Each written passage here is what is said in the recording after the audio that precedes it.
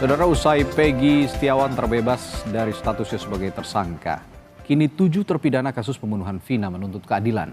Langkah peninjauan kembali atau PK menjadi peluang para terpidana. Lalu akankah pengajuan PK ini bisa menjadi jalan keluar bagi terpidana? Lalu bagaimana juga polisi atau Polri seharusnya bisa menuntaskan kasus ini? Kita ulas bersama sejumlah narasumber yang hadir melalui sambungan virtual. Ada kuasa hukum 7 terpidana kasus Vina, Jutek Bongso, lalu penasihat ahli Kapolri, Arianto Sutadi, dan Guru Besar Ilmu Politik dan Keamanan Universitas Padjadjaran Bandung, Profesor Muradi. Selamat pagi, Bapak-Bapak. Selamat pagi. Mas. Selamat pagi. Pak Jutek, Baik. Pak Arianto. Selamat pagi, semuanya ya, Pak ya. Muradi. Baik, Baik. Mbak. Iya, saya pertama ke Pak Jutek dulu sebagai kuasa hukum terpidana nih, Pak Jutek. Upaya PK ini kan jadi jalan akhir ya, Pak Jutek ya, para terpidana ini yang sudah diajukan juga. Nah, sudah sampai mana prosesnya, Pak Jutek? Kita ingin tahu dulu nih. Jadi gini Mas, betul kami saat ini sedang menyusun PK. Ya. Kami tidak ingin terburu-buru berdasarkan fakta yang seadanya kami menjadikan novum. Oke. Kami butuh waktu, ya kan? Itu sebabnya kami mulai dari hulu, rangkaian peristiwa, apa yang sesungguhnya menjadi temuan baru dengan fakta-fakta baru yang kami temukan, apa yang menurut kami keliru yang harus kita koreksi, kami hadirkan dalam memori peninjauan kembali sedang kami susun, Mas. Oke. Itu sebabnya kami tidak ingin terburu-buru, kami ingin hadirkan dulu rangkaian peristiwa yang sesungguhnya menurut kami dan kuasa hukum bagaimana itu kami hadirkan dan kami akan sajikan di dalam memori peninjauan kembali, demikian. Ya, kalau ingin tahu dulu rangkaian peristiwa sesungguhnya ini berarti apakah perlu juga melibatkan polisi begitu, Pak Jutek? Ya itu makanya kami sudah mulai kan, sudah mulai kan peristiwa ini kan dimulai ketika kejadian tanggal 27 Agustus 2016. Betul. Ada kejadian kan yang ini saya sedikit ya dan secara cepat saya supaya kita nggak terputus. Ya. 27 Agustus itu kan bahwa rangkaian peristiwa itu adalah akibat kecelakaan yang diduga ya, kecelakaan tunggal. Kemudian 29 Agustus, ya kan 28 dimakamkan 29 Agustus, Aibtu Rudiana, ya kan, itu menyelidiki dengan datang ke Polsek dan sebagainya. Lalu tanggal 31 Agustus menurut pengakuan dari Aibtu Rudiana, dia datang ke lokasi TKP bertemu dengan Aib dan Dede. Itu rangkaian peristiwa itu dimulai dari situ. Ketika bertemu dengan Aib Dede, dia mendapatkan informasi betul malam itu ada kejadian bahwa kejar-kejaran motor dan apa semacamnya. Berdasarkan kesaksian Dede itu pukul 14, ya kan, menurut pengakuan Rudiana bahwa 2 jam kemudian sesudah dia tinggalkan nomor telepon, kalau berkumpul kembali di SMP 11, tolong hubungi, ya kan. Nah, kemudian dihubungi Aibtu Rudiana 2 jam kemudian, ya kan. Nah, kemudian yang terjadi adalah bahwa Aibtu Rudiana dengan timnya datang menjemput para 8 ya yang ditangkap. Aldi dilepaskan karena tidak terbukti, 7-nya diproseskan, ya lanjut ya. Kemudian ada 1 Rivaldi. Berangkat dari kejadian itu, maka kami memproses dulu keterangan Aib dan Dede. Apakah betul, ya kan, kejadian itu malam itu ada. Kita uji, makanya kami sudah laporkan Aib dan Dede.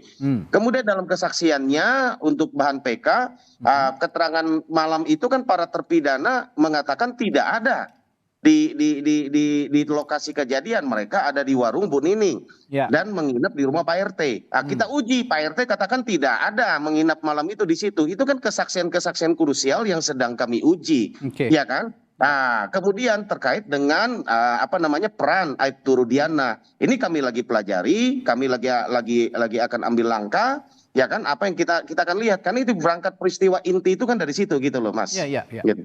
Oke, melibatkan polisi artinya juga peran Aibtu Rudiana yang seharusnya juga mendudukan perkara ini. Nah, apakah sudah ada komunikasi antara Anda sebagai kuasa hukum dengan Aibtu Rudiana? Gini Mas, kami tidak melibatkan institusi secara kepolisian.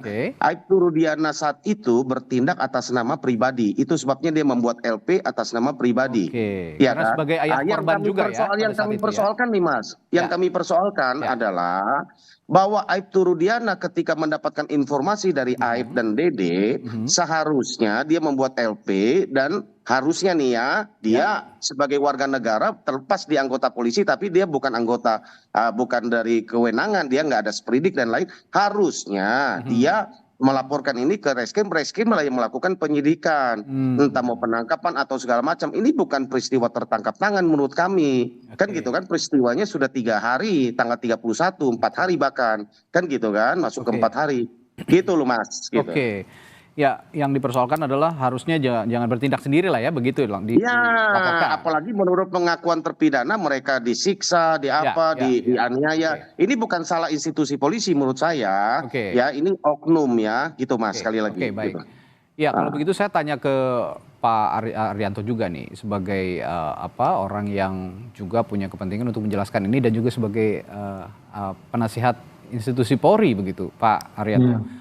Bagaimana Anda melihat peran Ibtu Rudiana yang sudah dijelaskan oleh Pak Jutek tadi sebelumnya, dan apakah ini sudah sesuai prosedur yang dikatakan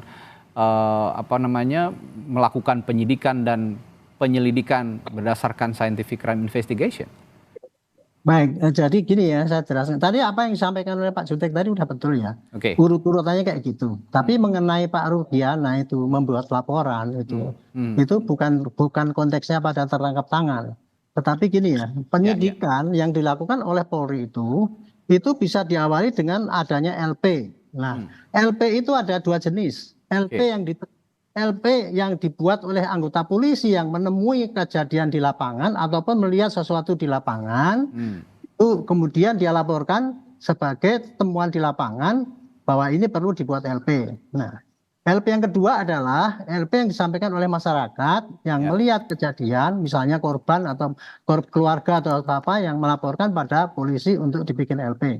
Dan kemudian dari LP itu maka kemudian polisi pasti akan melakukan penyelidikan. Gitu ya. Penyelidikan itu adalah rangkaian tindakan untuk mengetahui apakah ada suatu tindakan tindak pidana untuk dilakukan penyidikan selanjutnya. Apabila ada maka dilakukanlah penyidikan. Penyidikan dimulai dengan surat sprindik. Nah, yang terjadi yang di Cirebon yang tahun 2016 itu pertama kali kan Pak Rudiana itu sebagai anggota polisi mendapatkan penyerahan putranya yang katanya meninggal karena kecelakaan lalu lintas tunggal, gitu kan? Itu yang pertama. Maka dia kemudian melihat ternyata lukanya kok patah di sini, remuk di sini dan sebagainya, sedangkan helmnya enggak. Maka kan dia curiga, enggak terimalah dia itu kalau itu dianggap sebagai kecelakaan lalu lintas. Maka dia melakukan penyelidikan sendiri, gitu kan? Tanya, dapatlah AF itu informasi. Kemudian dia kan ke unit narkoba ya dengan 4 orang anggotanya itu nangkap, kemudian itu tadi disampaikan oleh Pak Jutek tadi. Dan kemudian begitu ditangkap, kemudian melakukan pemeriksaan dan kabarnya juga pakai penganiayaan dan sebagainya. Tetapi kemudian setelah dari Pak Rudiana ini ditangkap 20 menit ya, ini hasil propam 20 menit kemudian diserahkan kepada Polresta Cirebon. Nah, kemudian penyidikan selanjutnya dilakukan oleh Polresta Cirebon. Jadi LP-nya dari LP model Pak Rudiana itu ya, LP yang dari anggota polisi yang melihat pendapat dan menerima sesuatu kejadian, kemudian sprindiknya ya pasti dari Polresta Cirebon. Nah, kemudian makanya dilanjutkanlah dengan pemanggilan yang pemeriksaan yang sesuai dengan KUHAP itu gitu.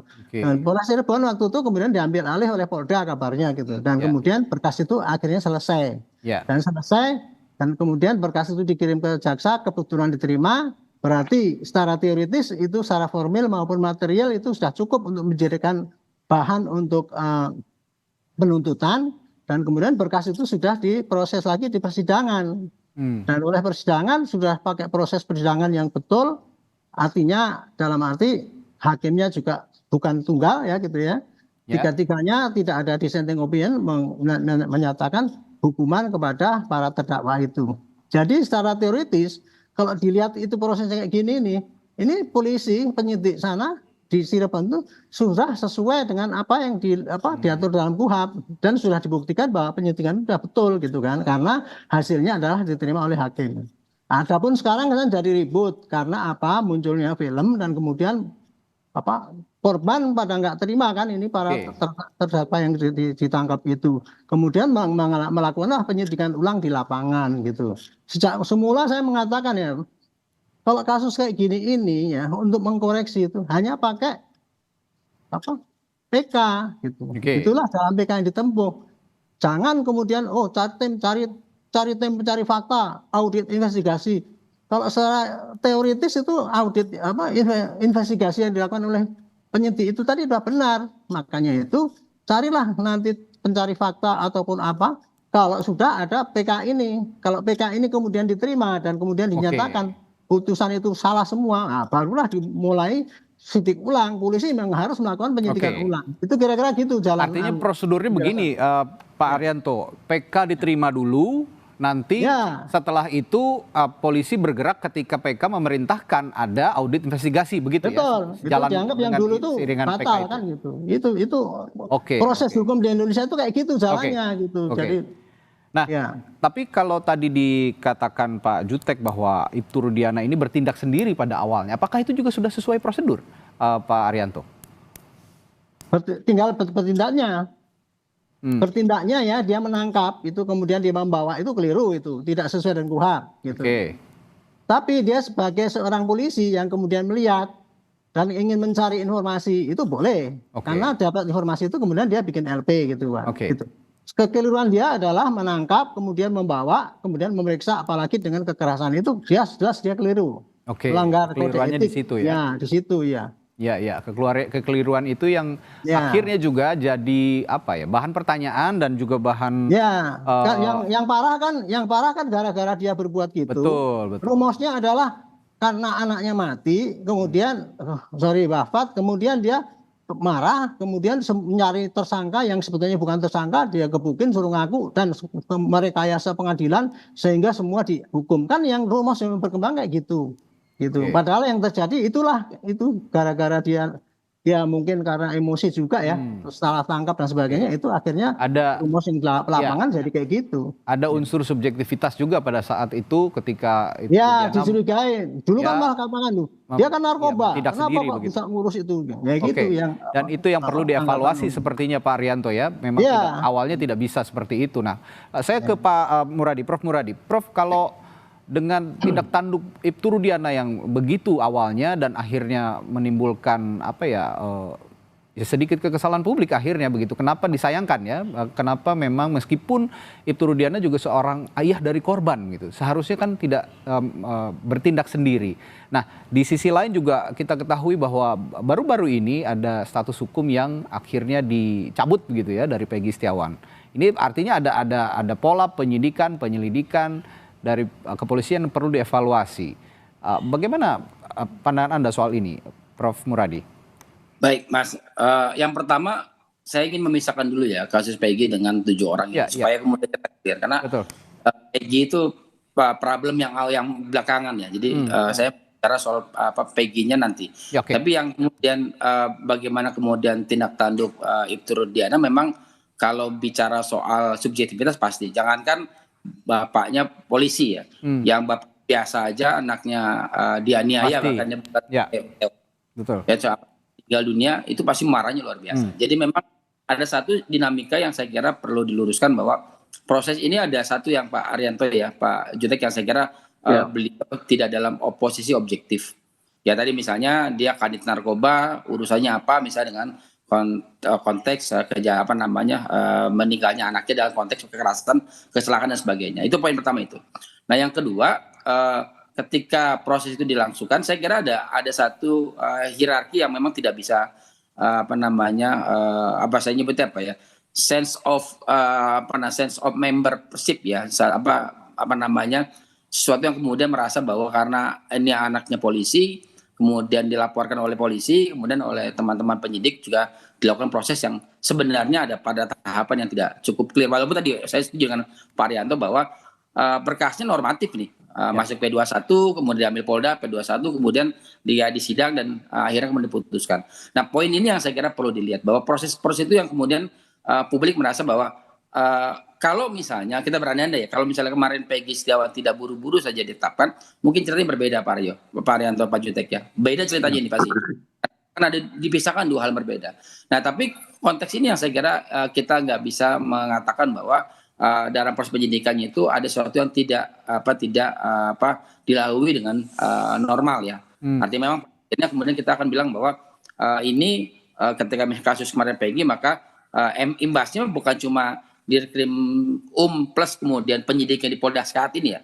Tapi kita mundur tadi, Pak Jutek ini mundur nanti di 2016 ketika proses itu dari mulai penyidik di Polresta sampai pada level pengambil alihan oleh Polda. Ini yang perlu kemudian yang tadi Pak Arto sampaikan. Tadi saya bilang sampai belum adanya PK ya memang proses hukumnya ya dilakukan dijalani oleh 7 orang ini. Jadi membuat saya ketika kemudian dilakukan ya sampai proses hukumnya clear, ada PK dan sebagainya, saya kira tidak ada alasan untuk 7 orang ini kemudian meminta pembebasan atau meminta keadilan dalam konteks misalnya imbas dari Peggy yang dibebaskan karena kurangnya barang bukti dan upaya untuk kemudian membuat Peggy ditahan begitu, Mas Reza. Oke, baik, Prof. Kalau begitu tadi kan kalau kata Pak Rianto tunggu PK dulu baru ada audit investigasi karena ada perintah dari PK itu tadi untuk melakukan audit investigasi. Tapi tekanan publik begitu kuat saat ini untuk institusi Polri agar berbenah diri begitu sehingga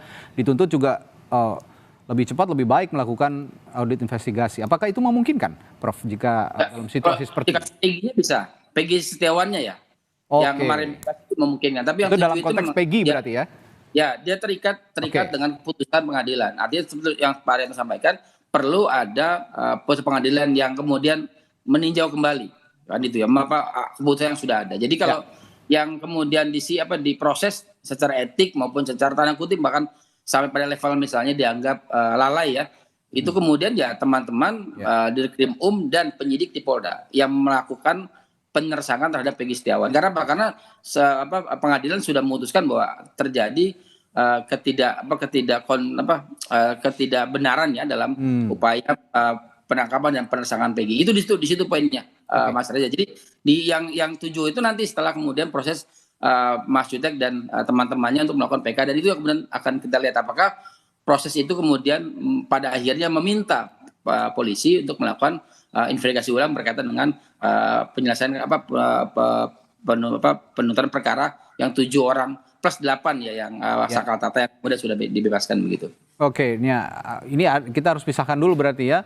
Kalau memang untuk audit investigasi saat ini konteksnya adalah ketika pra-peradilan memutus Peggy tidak bersalah. Nah, ini juga perlu audit investigasi. Ada tuntutan dari publik dan seharusnya memang polisi melakukan itu. Tapi di sisi lain kalau yang 7 terpidana sebelumnya dalam kasus Vina dan Eki ini, dalam pembunuhan kasus Vina dan Eki, itu memang seyogianya menunggu putusan atau menunggu diterimanya peninjauan kembali oleh pengadilan. Begitu ya kira-kira Pak Prof Muradi?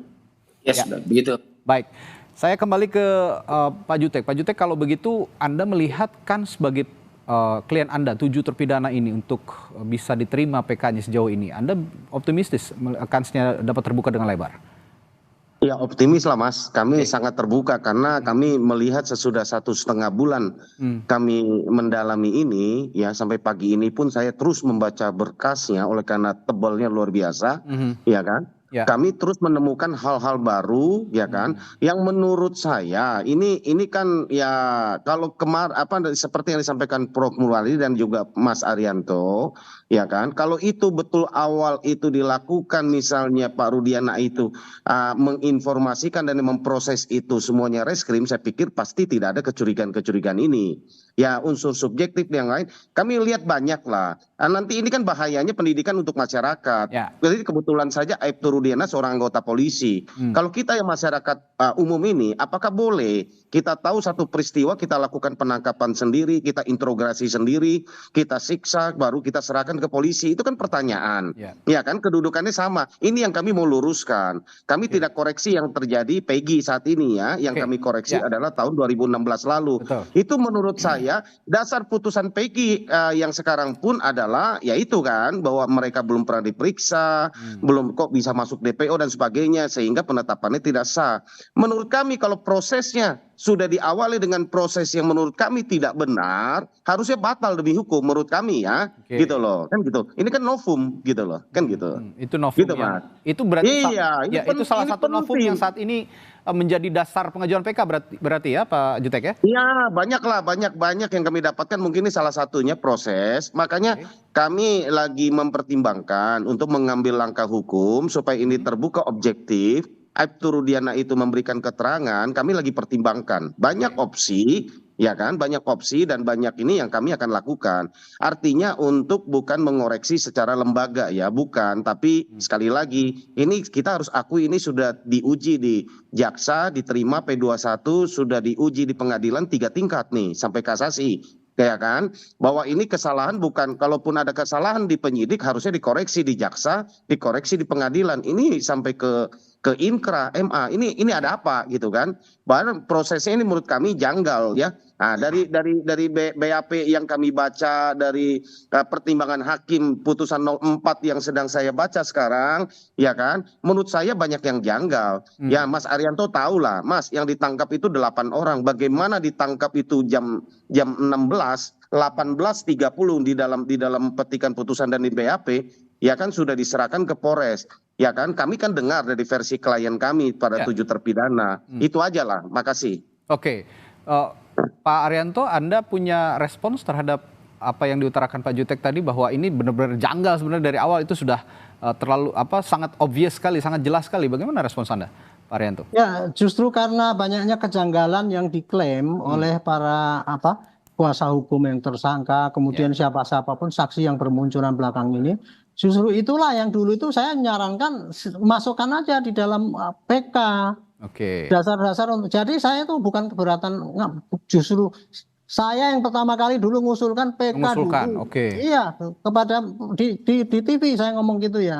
Kumpulkan semua kejanggalan-kejanggalan itu saya anggap sebagai suatu kekeliruan daripada hakim yang memutus. Kalau saya, pikiran saya dulu gitu, karena kejanggalan itu kenapa kok nggak terkuak di dalam persidangan itu. Kan persidangan itu kan sudah dari berkas perkara, kemudian dihadirkan semua saksi-saksi dan sebagainya. Nah, kalau masih terjadi kejanggalan, kemungkinan hakim waktu itu salah mempertimbangkan atau tidak mempertimbangkan bukti-bukti ada. Contohnya lagi katanya kuasa hukumnya itu Butini atau siapa mengatakan, masa hakim mutusnya hanya berdasarkan BAP polisi, itu kesannya dia gitu. Itu kan menimbulkan kesan pada saya ya, bahwa waktu itu tidak diperiksa apa adanya yang di persidangan itu, hanya kemudian seakan-akan BAP itu jadikan acuan untuk memutuskan. Itu kan nggak mungkin dalam persidangan itu. Makanya ini hanya bisa dicek dengan PK, karena PK itu kan kalau nggak salah ada 3 itu ya, kemarin Pak Pakar itu ngomong gitu. Mungkin menilai apakah hakim itu salah memutus karena tidak memperhatikan apa yang berkembang di dalam sidang, kemudian salah atau tidak mempertimbangkan apa yang disampaikan, dan ketika ada novum baru. Nah, ini temuan-temuan ini ya, saksi-saksi yang begini bertentangan dengan kenyataan di lapangan, itu menurut saya itu temuan baru. Kemudian itu tadi kuasa hukum yang mengatakan itu Pak Hakim kok cuma mengacu pada BA, itu kan suatu gejala ya, seakan-akan hakim tidak mempertimbangkan apa yang berlaku kesaksian yang dalam sidang. Itu kira-kira gitu Pak. Jadi bagus adanya PK ini. Saya berdoa mudah-mudahan cepat di sidang dan bisa jelas apakah dulu itu memang polisi itu dianggap memang tidak benar, gitu kan? Karena saya gini Pak, dengan scientific crime investigation, saya juga membantah waktu itu. Scientific crime investigation itu adalah alat daripada polisi untuk mencari bukti, bukan keharusan Pak. Kalau seorang pencopet ya nggak usah pakai scientific investigation, selesai itu urusannya. Lah ini kan dengan kayak gitu, tapi hakim sudah menerima, ya sudah, polisi nggak bisa disalahkan karena tidak scientific gitu. Tapi dalam kasus Vina ini Pak Arianto, mohon maaf saya potong sedikit. Dalam kasus Vina ini kan sedikit sekali ditemukan physical evidence yang menjadi penguat scientific crime investigation. Physical evidence yang sangat minim. Ini hanya kesaksian. Nah, ini apakah bisa menjadi novum juga nantinya? Itu boleh juga. Itu kan sebagai bukti baru yang tidak terungkap di dalam persidangan. Itu gitu, Pak. Saya itu tadi Pak ya, scientific crime investigation itu. Dulu waktu kasus Vina itu sudah diterapkan. Contohnya pakai autopsi, pakai jenis darah. Dan itu satu bagian daripada scientific crime investigation. Sudah diterapkan, cuman tidak maksimal. Karena apa? HP-nya kok tidak dibuka. alibinya kok tidak dibuka dari digital itu ya, dari jejak digital. Itulah yang disayangkan itu. Kalau itu saya akui memang itu kurang. Tetapi dulu dengan tanpa itu pun hakim sudah yakin, berarti ya menurut saya sih kayak gitu, bukannya saya ngotot penyidik benar, enggak. Saya hanya mau melihat ini yang betul-betul terjadi itu apa sih? Masuk kasus kayak gitu kemudian diputus dan putusannya berat sekali. Ini yang saya pengen cari. Makanya ajukan PK. Itu kuncinya kan gitu. Ya, oke. Baik.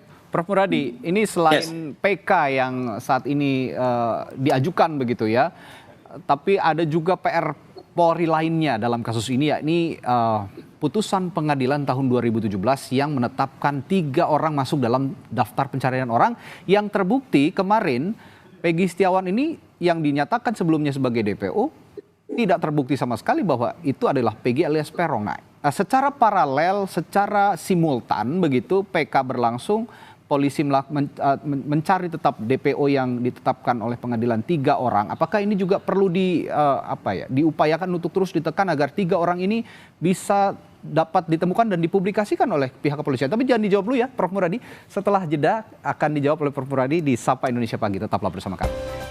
Sebelum jeda tadi saya sempat menyinggung soal 3 orang yang masuk dalam daftar pencarian orang kasus pembunuhan Vina dan Eki yang menjadi putusan pengadilan tahun 2017 untuk ditindaklanjuti tentunya oleh pihak kepolisian agar dicari. Nah, kemarin sudah ditetapkan oleh polisi Peggy Setiawan sebagai tersangka, namun akhirnya dinyatakan salah begitu ya, error in persona, dan Peggy Setiawan akhirnya dinyatakan bukan orang yang dimaksud masuk dalam DPO yang sebelumnya dikatakan Peggy alias Peron. Nah, saya tadi tanya ke Prof Muradi, apakah ini juga perlu secara paralel, simultan begitu, di sisi lain ada pengajuan PK dari 7 terpidana, tapi jangan dilupakan ada 3 daftar pencarian orang juga yang harus diungkap oleh polisi ke publik. Prof Muradi. Yang pertama, yang melakukan itu bukan penyidik yang sama ya. Ya. Jadi memang kalau di Perkap Polri terkait dengan kode etik kan mereka ini yang dianggap lalai dan tidak boleh kemudian sementara untuk kemudian melakukan menjadi kasus yang sama. Jadi memang sementara mungkin di off-kan dulu, atau opsinya atau adalah tidak ada supervisi langsung. Kemudian bisa dari Mabes yang memang pada akhirnya kemudian bisa memperkuat yang 3 orang itu ada atau tidak. Itu poin pertama. Jadi nggak bisa kemudian orang yang sama, karena orang yang sama akan ada revenge yang bahasa kriminologinya itu sebagai sesuatu yang kemudian tidak bisa dipertanggungjawabkan karena ada perasaan subjektif di situ. Itu poin pertama itu. Okay. Nah, yang kedua, ini tadi saya mau komentari sedikit ya Pak Arianto dengan Pak Jutek ya, bahwa silakan. Memang saya setuju bahwa problemnya bukan problem hanya polisi. Ini problem peradilan, sistem peradilan kita, Pak Arianto, Pak Jutek. Jadi kadang-kadang karena dianggap P21 clear, berkas sudah lengkap dan sebagainya, itu diputus dalam bentuk yang sama sekali tidak memperhatikan tanda kutip ya rasa keadilan. Kalau kita baca revisi undang-undang Polri yang baru sekarang saya lagi baca detail ya, itu kan memang ada satu pasal yang kemudian khusus terkait dengan peradilan restoratif justice ya. Peradilan restoratif keadilan restoratif yang kemudian membuat polisi pada akhirnya akan mendahulukan keadilan ketimbang soal penegakan hukum. Ini kan nanti berlaku di Undang-Undang 1 2023, Pak Arianto, Pak Jutek mungkin clear ya di situ. Jadi nanti 2025 nanti ya per 1 Januari. Jadi tahapan ini saya kira sudah dilakukan.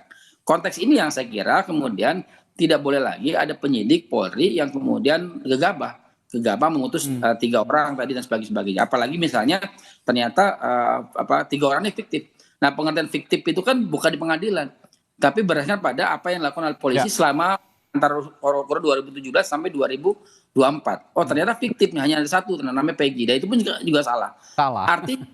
Artinya apa? Artinya memang penyidik ini yang tidak boleh lagi menyentuh kasus yang sama. Dia harus diproses, dicek ya apakah memang ada kesalahan prosedur atau ada human error yang mungkin juga akan mempengaruhi kinerja polisi. Karena di publik di satu sisi kemudian berharap betul misalnya Polri bisa kemudian memberikan rasa keadilan. Jadi keadilannya bukan kemudian tren ya, Mas Jutek ya, tapi lebih keadilan dalam konteks yang betul-betul memang publik mendapatkan hal itu. Dan saya kira Kapolri sudah menegaskan beberapa kali. Kemarin di PTK bahkan Wakapolri menegaskan itu. Ini ada sesuatu yang kemudian tidak lengkap ini. Tidak ada yang kemudian pada akhirnya membuat posisi polisi sebagai institusi tadi itu kemudian tidak dipandang baik oleh publik. Padahal semua proses itu kemudian dilalui dalam bentuk yang normatif. Nah itu yang kedua. Nah yang ketiga saya kira kalau misalnya apakah akan bisa paralel? Bentuknya adalah bisa, hanya poin pentingnya adalah teman-teman penyidik dan Dirkrim itu harus diproses dulu secara etik. Jadi nggak boleh ini mereka menyentuh sama sekali kasus.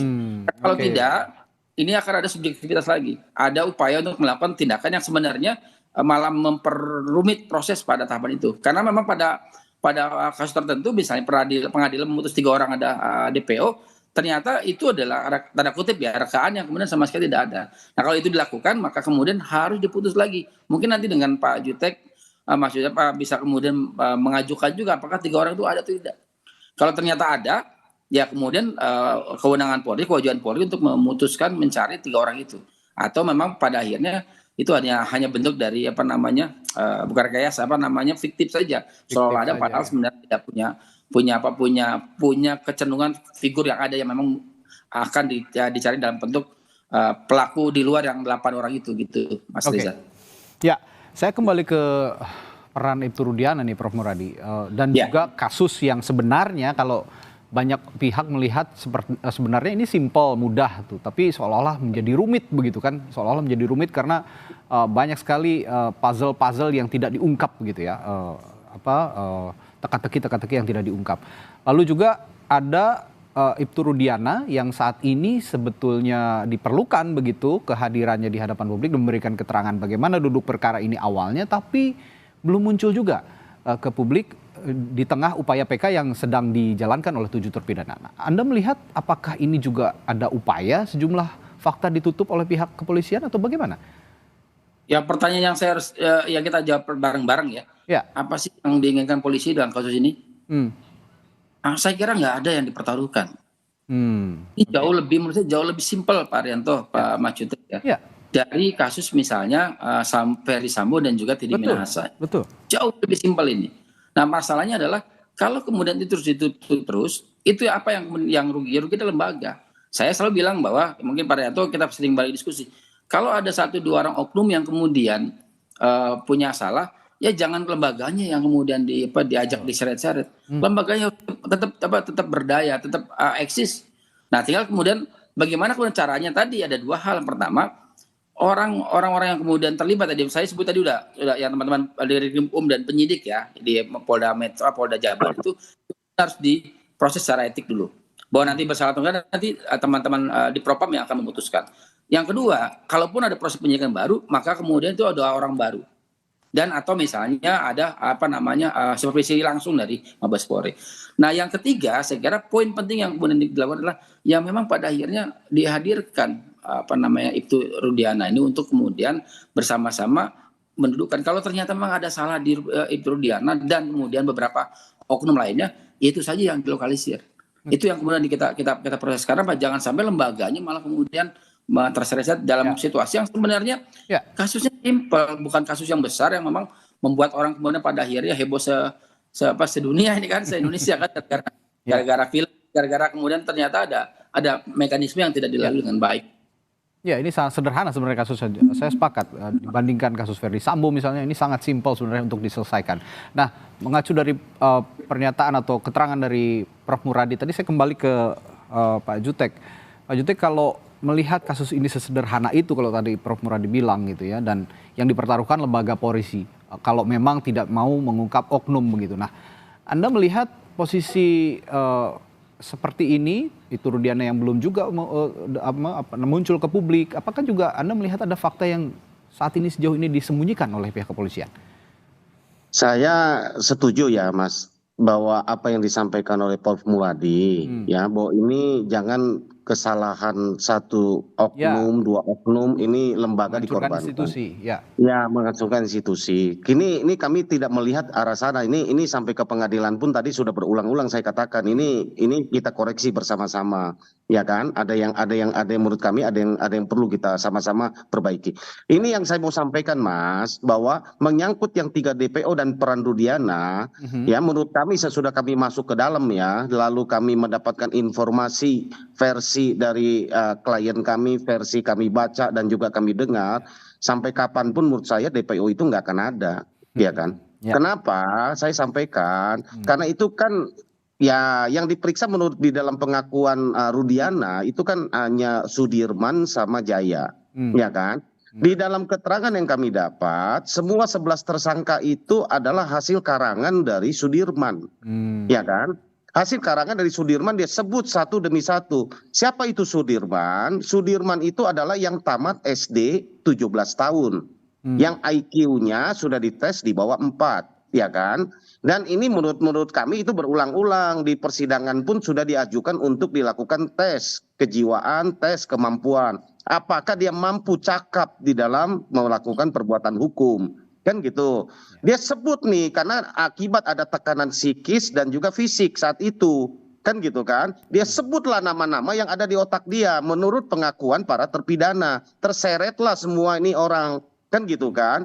Itu sebabnya belakangan dari 3 yang DPO itu polisi mencari-cari, maka keluarlah sketsa bukan foto, karena bingung siapa itu Dani, siapa itu Andi, siapa itu Peggy, Perong, bingung gitu kan. Gitu loh. Ini menurut kami ya, menurut kami ini yang kami sampaikan fakta, ya kan, bahwa ini semua kami akan uji, ya kan. Jadi sampai kapanpun menurut kami ya, coba aja lihat DPO yang dikeluarkan kan sketsa oleh teman-teman polisi, kan gitu kan, bukan foto, ya kan. Dan belakangan dicabut semua keterangan itu oleh para saksi, alasannya tidak jelas. Makanya dua DPO itu dinyatakan fiktif.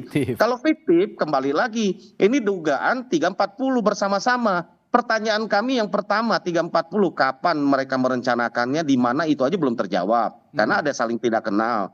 Yang kedua, ya kan, yang kedua nih yang paling penting ya, kalau ini ada yang dinyatakan fiktif, DPO-nya belum ketangkap, ini uraian bersama-samanya jadi kami pertanyakan juga, karena ada peran Dani, ada peran Andi, ada peran Peggy Perong yang dikatakan menusuk pakai samurai panjang, samurai pendek, samurai yang dimodifikasi, ya kan. Ini semua kami pertanyakan. Dalam fakta persidangan dihadirkan itu bukan samurai, menurut klien kami yang dihadirkan itu ada mandau. Apakah mandau dengan samurai panjang itu sama? Mandau itu kan sepanjangnya gimana kita tahu. Ini semua kita akan urai lah, kita akan urai karena ini ada di fakta persidangan ya, gitu loh. Banyak sekali gitu keterangan kan yang gitu. tidak berkesesuaian. Banyak keterangan yang menurut kami perlulah kita dalami bersama-sama, ya kan, gitu loh. Ya, makasih Mas. Kembali ke upaya PK nih Pak Jutek. Polri kan menyebut para terpidana sudah ajukan gerasi ya kabarnya ke Presiden dan ditolak. Apakah betul itu? Pak Jutek? Betul. Itu 2019, 2020 ya diajukan, ditolak 2020, betul ya. Bahwa itu pertimbangan sudah saya sampaikan bahwa para terpidana itu mungkin karena ada rasa kasihan ya atau simpati dari petugas lapas saat itu berinisiatif menyampaikan kepada mereka, ini menurut pengakuan terpidana ya kepada kami ya, kami konfirm. Mereka katakan kan kalian Anda ini sudah berkelakuan baik di lapas, ini kelihatannya sudah inkrah, ya kan, ini ada satu jalan gerasi. Mereka ini kan tidak paham hukum lah, kan gitu kan. Mereka bilang mau, ya ketika mau persyaratan itu kemudian disodorkan bahwa harus mengaku, kami cek para terpidana, mereka menolak. Mereka bilang enggak, kalau mau mengakui kami enggak mau. Kan gitu kan, entah gimana ternyata persyaratan itu masuk bahwa mereka mengakui perbuatannya. Katakanlah iya mereka terpaksa atau apa, menurut saya itu juga tidak menghalangi ya untuk kami lakukan PK. Sebentar, karena Pak Jutek, ketidakberdayaan mereka saat mengajukan gerasi mungkin menjadi alasan nanti kan gitu. Mohon maaf, sebelumnya menolak ketika diminta mengaku berbuat seperti itu, tapi tiba-tiba di kemudian hari ada pernyataan itu. Bagaimana itu bisa muncul tiba-tiba? Ya, saya justru itu yang kami lagi telusuri. Mereka menolaknya bukan hanya saat itu loh. Di dalam seluruh petikan putusan itu juga mereka kesimpulannya tetap menolak. Dan bahkan dalam baru-baru ini mereka semua kembali menyatakan bahwa apa yang dinyatakan dalam BAP itu tidak betul. Kan gitu kan, saat tahun 2016 ya, kan gitu kan. Artinya sampai saat ini para klien kami itu, terpidana itu konsisten dengan pernyataan mereka bahwa mereka tidak melakukan seperti yang dilakukan. Kan gitu. Ya kan. Apakah ini juga nanti kalau memang mereka menolak tapi tiba-tiba ada surat pernyataan yang menyatakan bahwa mereka mengaku berbuat seperti itu, apakah ini nanti jadi satu hal yang memberatkan juga untuk mengajukan PK?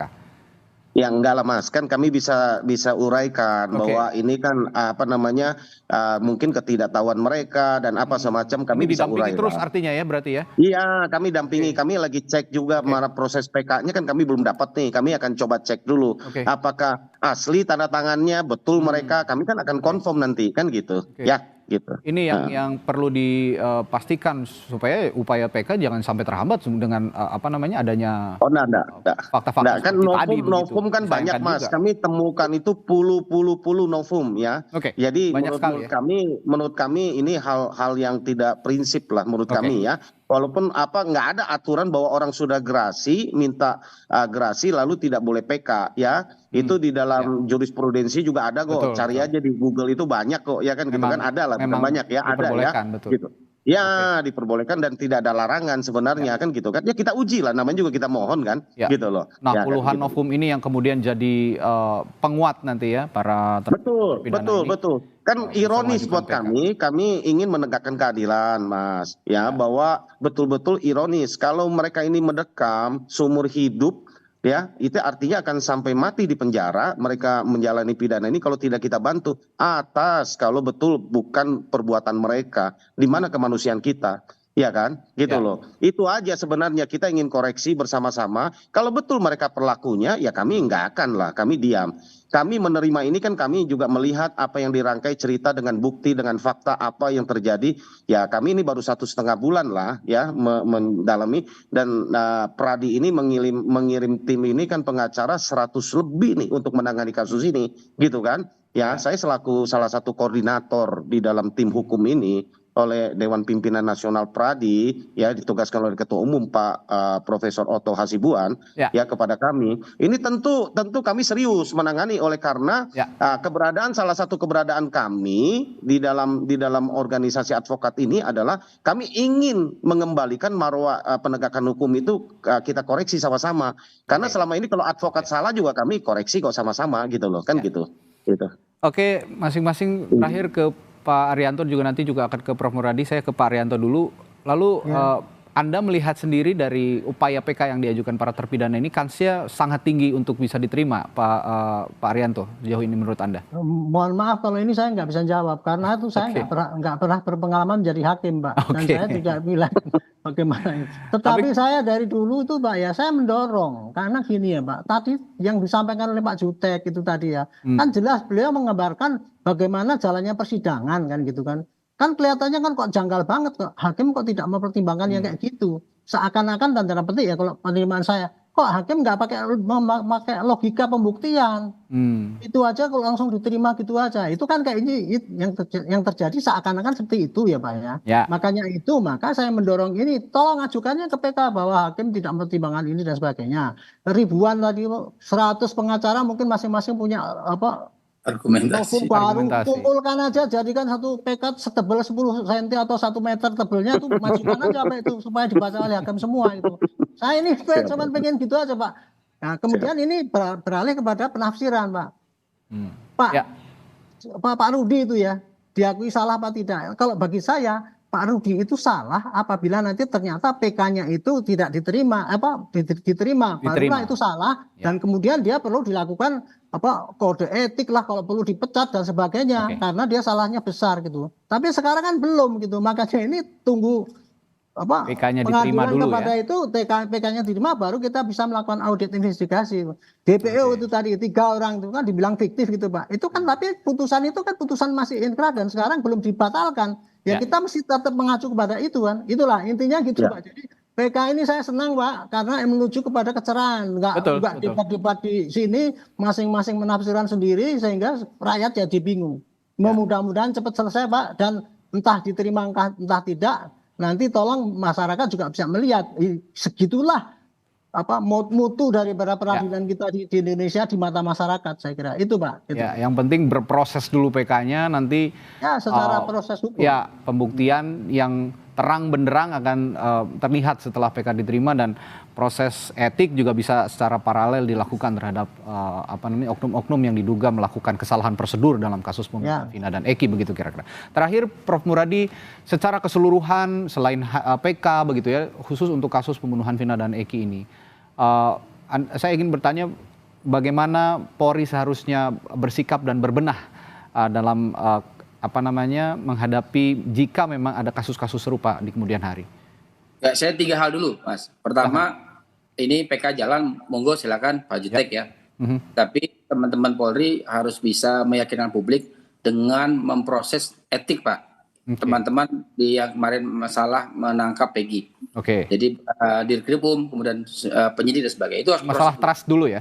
Trust dulu itu yang kita jaga, Pak, supaya lembaganya nih clear dulu. Yang kedua baru kemudian kita bicara soal Ibtu Rudiana. Saya kira saya agak berbeda dengan Pak Arianto. Ibtu Rudiana juga ikut dalam proses, misalnya dimintai keterangan ketika PG di TSK kan. Artinya dia bisa juga ditanyakan. Saya nggak sampai bicara soal dipecat dan sebagainya. Paling tidak misalnya kekonsistenan yang bersangkutan berkaitan dengan kasus ini. Apakah memang yang bersangkutan itu kemudian punya motif tadi? Saya sih merasa bahwa salah satu kunci ya, bukan kunci utama, Pak Jutek ya. Salah satu kunci kasus ini adalah Pak Rudiana. Nah, yang ketiga baru kita bicara soal bagaimana kemudian PK, kemudian proses hukum yang ini, peradilan bukan cuma polisi, Pak Jutek, tapi juga ada kejaksaan dan juga para pengadilan. Nah, 3 tahapan ini yang saya kira akan diproses ketika PK itu ada. Jadi yang akan kena bukan hanya yang akan imbasnya secara ini bukan hanya polisi, tapi juga kejaksaan dan juga pengadilan. Artinya apa? Ada proses tadi Pak yang sampaikan, ada proses sistem peradilan hukum yang belum clear nih. Artinya memang ada ketidakadilan yang diterima oleh publik. Dari 3 tahapan itu saya kira awal-awal tadi lakukan upaya memproses teman-teman penyidik dan Dirkrim yang kemarin salah menangkap Peggy Setiawan. Saya kira demikian, Mas Reza. Ya, ini jadi pintu pembuka begitu bagaimana kasus pembunuhan Vina dan Eki ini bisa dibuka seterang-terangnya, fakta-fakta yang sebelumnya mungkin ada yang tersembunyi, yang disembunyikan, teka-teki yang belum terjawab. Langkah PK inilah yang diharapkan menjadi pembuka semua jawaban yang akan hadir dalam kasus pembunuhan Vina dan Eki, sehingga publik tidak bertanya-tanya dan institusi Polri juga bisa dibersihkan namanya begitu ya dari kecurigaan-kecurigaan yang selama ini, anasir-anasir yang liar begitu dari publik, sehingga bisa berjalan dengan baik ke depannya dalam melakukan penyidikan dan penyelidikan. Terima kasih para narasumber saya pagi hari ini. Ada Pak Jutek Bongso, kuasa hukum dari para terpidana kasus pembunuhan Vina dan Eki dalam upayanya untuk PK. Sukses selalu Pak Jutek, dan Pak Arianto Sutadi, penasihat ahli Kapolri, dan juga Profesor Muradi, Guru Besar Ilmu Politik dan Keamanan Universitas Padjadjaran Bandung. Terima kasih Pak, sekali lagi sehat selalu, sampai jumpa lagi. Terima kasih Bapak. Terima kasih Pak.